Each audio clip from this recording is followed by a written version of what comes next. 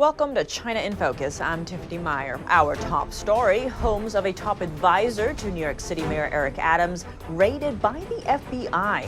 We break down her China ties. Does Tuvalu still prefer Taiwan over Beijing? More on the Pacific Island nation's latest diplomatic priorities reaffirmed by its new prime minister. The driving forces behind the world's second-largest economy are shutting down. An article posted on the Wall Street Journal highlights China's struggling market.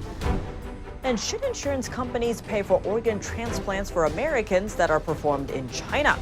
The question comes as human rights groups point to the Chinese regime's organ harvesting from prisoners of conscience.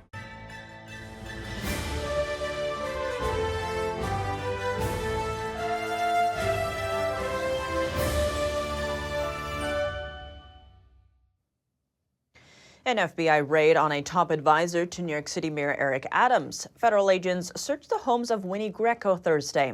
She's served as top advisor to Adams for a decade and served as his director of Asian affairs. This comes months after authorities raided properties owned by other associates of Eric Adams. The move is part of a public corruption investigation. Winnie Greco started making headlines long before the FBI raid. Outlets like New York Post and the National Review have zoomed in on her ties to China. Here's a breakdown. A New York Post report said Greco took Beijing's money. That was back in 2019 when her company received an unknown amount of money from the propaganda department of a Chinese Communist Party agency. Greco has also been active in events organized by an influence group led by the Chinese Communist Party. The organization is called the Chinese People's Association for Friendship with Foreign Countries. And the State Department has called out this influence group, saying it has been trying to directly and malignly influence state and local leaders to promote Beijing's global agenda. She also went on a trip to China with Lu Tianwang, one of the men that allegedly operated a Chinese police outpost in New York City. The two visited local officials there. The Justice Department arrested Lu last year. In addition, Greco was also listed as consultants of two Beijing-backed organizations, the Fujian Daily Southeast Network and the Dongguan Association of America.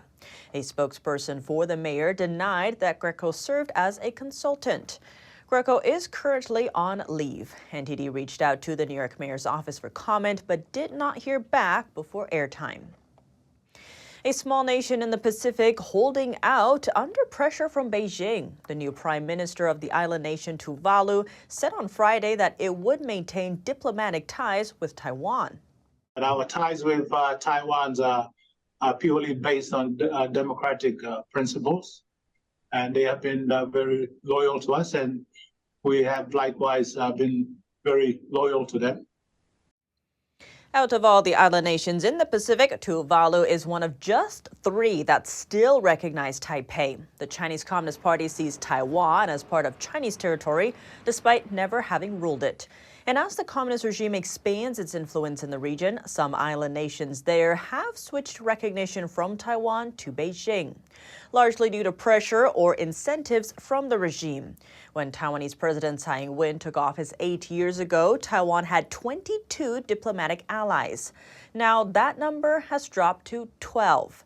The U.S. doesn't have formal ties with Taipei, but is bound by law to sell weapons to the island so it can defend itself.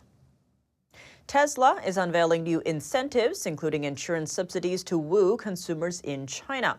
There, the U.S. electric vehicle giant is in a protracted price war against entrenched rivals such as BYD. Here's more. Tesla is stepping up a price war over electric cars in China. On Friday, the firm rolled out a range of new incentives for buyers. People picking up new cars from stock by the end of March can now get perks worth up to around $4,800. That includes discounts on insurance. The move comes after it slashed prices on some models in January and February. Tesla didn't respond to a request for comment on its latest moves, but they add to a fierce contest with local firms, including BYD, which has dethroned its US rival as the biggest maker of EVs. On Friday, it too offered new discounts, cutting the starting price of one model by over 15%.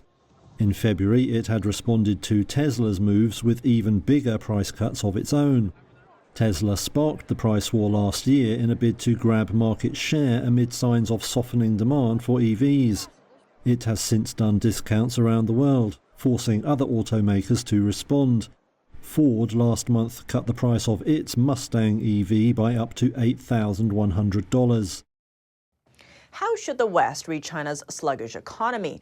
A Wall Street Journal article just released a number of charts that zoom in on the globe's second largest economy. Here's a look. Starting with China's real estate market and housing prices, the two are seen as the engines of the country's economic growth, but now they're plummeting. Fewer Chinese people want to buy houses, and if they can manage it, they prefer not to buy anything. China's domestic consumption has seen an even deeper decline than the housing market, both now set at low levels. Investments in the private sector are also losing strength. All the signs seem to point to one thing: China is enduring a deflation. That's not all. Tensions between China and the Western world are making trade even more difficult, with mounting tariffs and restrictions. Chinese authorities have few options to help the situation other than injecting more money into domestic factories and industries in the hopes of boosting business. Foreign investors are proactively looking for alternatives to China, while foreign businesses join the trend and look to relocate elsewhere. What's more, China's facing its worst demographic crisis in decades. Media reports and investigations reveal a huge pandemic-era death toll. Plus, China's current birth rate is lower than it was in the World War II era. Those issues mean fewer workers and an aging population. And to seal the deal, Beijing is also grappling with staggering debt levels. According to the Wall Street Journal's analysis, overall debt in China now equals more than 300% of its GDP. In comparison, the journal says U.S. debt is just over 250% of GDP. China's economic growth is now lower than the pre-pandemic era, and many experts are casting doubt on whether the economy will rebound under the Chinese Communist Party. South Korea's president praising ties with Japan on Friday. His comments come on a holiday in the country, marking South Korea's uprising against Japanese colonial rule. Today, the two nations are faced with common challenges: the Chinese Communist Party and North Korea. President Yoon Suk-yeol said Seoul would need international help, faced with the prospect of unification with North Korea. Unification is a challenging task that we cannot accomplish alone. The international community must pull its strength in a responsible manner. Seoul and Tokyo have had some bitter historical disputes, but ties between the two have improved under Yoon. That says nuclear threats from North Korea ramped up and Beijing began acting more aggressively. Yoon said he hopes relations with Japan will reach a higher level next year. He added their security cooperation against North Korea's nuclear and missile threats has been strengthened. Lawmakers in Utah are advancing a bill aimed at combating a heinous crime overseas, preventing Americans from inadvertently contributing to forced organ harvesting. The bill stops insurance companies from paying for organ transplants performed in China, where the ruling Chinese Communist Party kills prisoners of conscience and steals their organs, using them to support its organ transplant industry. NTD's Kevin Hogan sat down with Cynthia Sun, a researcher at the Falun Dafa Information Center, for more. Thank you for your time, Kevin. And honestly, this legislation introduced by Utah, in the larger context, I would say it's incredibly important, and it follows in the footsteps of Texas and Arizona, who have legislation of their own to target forced organ harvesting in China. And when it comes to issues affecting Americans, I would say that forced organ harvesting really targets Americans in the most nefarious fashion. Imagine your mother or your father needs a life-saving transplant, and they're recommended by their doctors or other people that they trust to go to China or reverse match it, which can get them a heart, a lung, a kidney within 2 to 4 weeks, as opposed to years, right, in America. And I really think that more Americans need to wake up to this, and the Utah legislation provides just that, a way for Americans to say, no, I don't know where my organs are coming from. I don't want to take another person's life just for this and I refuse to participate in the CCP's persecution. And a little background in this, Cynthia. Han Yu of New York, she told Utah lawmakers at a committee hearing she believed that her father was a victim of this organ trafficking. He was healthy, then he was detained, died in detention in China in 2004. His body came back. It was extremely thin. He had stitches from throat to abdomen. There was blocks of ice underneath it. The police said that it was because of an autopsy, but she said her family never authorized an autopsy. She later found out that the Chinese regime kills people for their organs in order to boost up their transplant industry. So this is just really just terrible here. What's the scale that the Chinese regime operates this organ trafficking on? I mean, just to your point, right? Many estimate that this industry is $1 billion per annum industry, this murder for profit.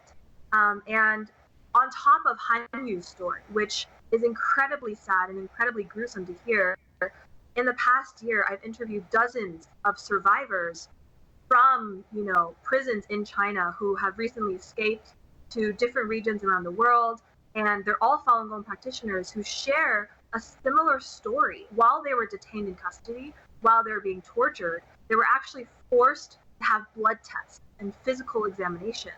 And this is something that's unheard of because they would call Falun Gong practitioners individually and not all people in custody. So it was definitely something that was targeted.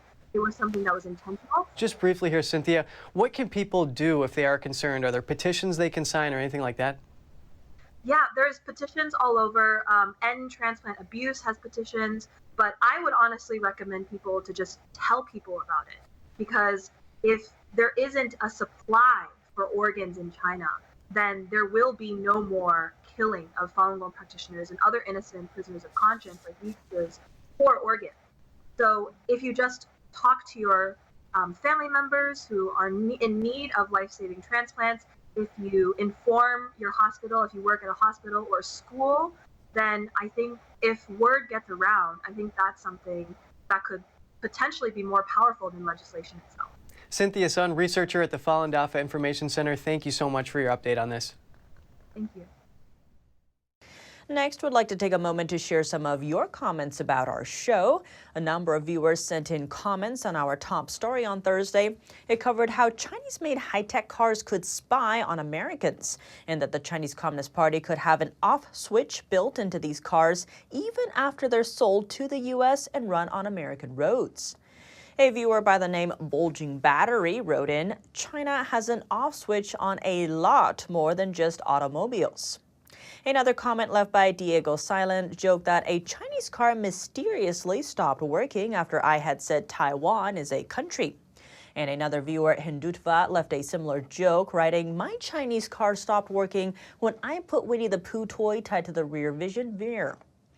A quick explanation of the Winnie the Pooh reference. In China, people often compare Chinese Communist Party head Xi Jinping to Winnie the Pooh as a way of mocking the leader.